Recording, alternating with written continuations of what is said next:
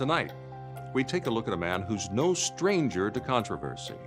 He's one of the most decorated U.S. service members in military history, graduate of 3 different Special Forces programs with enemy combatant kills spanning 4 different American wars.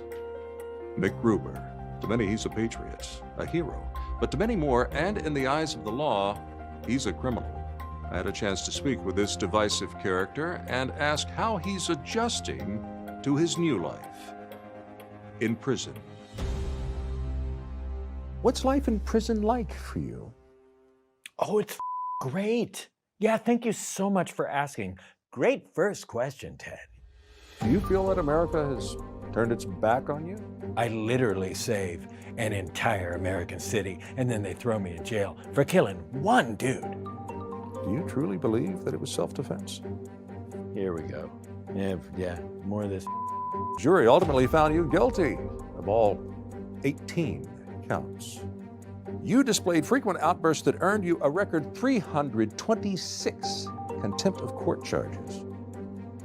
According to court documents, you repeatedly said, "Eat my," all of you can eat my, and then you pointed to each member of the jury and said, "Eat my, you eating." Is that not accurate? Next question. Some have suggested that you weren't the model soldier, that you weren't deserving of the accolades you've received. Well, some can go their own faces. A 5-year congressional report uncovered a litany of human rights abuses and atrocities. Guess that depends on your definition of litany. But what's your definition of litany? But what's your definition of litany? A plethora. And what's your definition of plethora? A bunch. So we have the same definitions of the... The report detailed your penchant for cruel guerrilla-style executions.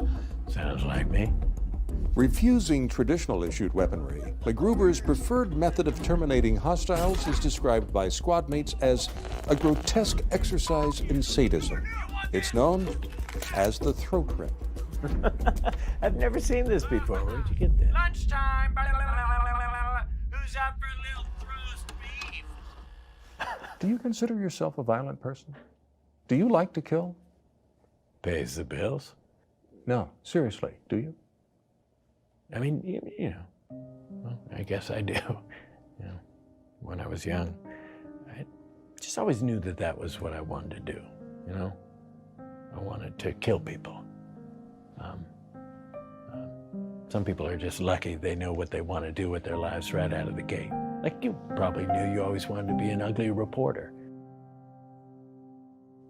MacGruber, what's a upper decker? Why don't you tell me?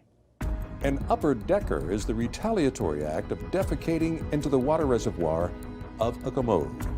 What you're seeing is a simulation created by the prosecution in MacGruber's 1987 court-martial trial for vandalism. We showed the video to MacGruber. Your target in this case was Serbian Ambassador Dragan Petrovic. What did he do to deserve this? Dude was a butthole. Your actions embarrassed American forces and halted peace talks in the region. You know, look, I get the job done, and sometimes that ruffles some feathers, but it's okay, because I'm a lone wolf. But you weren't always alone. Prison officials tell me you've been sending these letters for years, but they always come back unopened. What happened between you and Vicky St. Elmo? Vicky's the light of my life. And sometimes the light can shine so bright that it burns the moth that's attracted to it. But then you just have to wait for the light to cool down.